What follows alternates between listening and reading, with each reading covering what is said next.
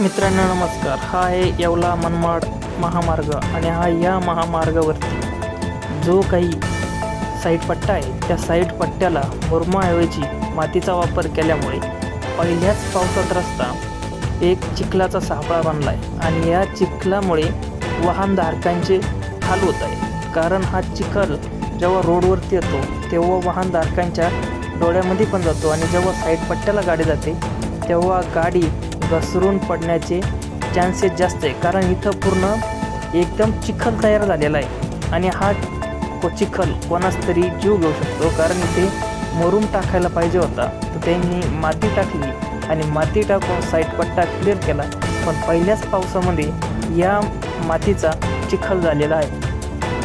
त्यामुळे बाईक स्वारांना आपला जीव मुठीत धरून प्रवास करावा लागत आहे. जर तुम्ही येवला मनमाड रोडने प्रवास करत असाल तर कृपया सावधानतेने गाडी चालवा. साईड पट्ट्यावरती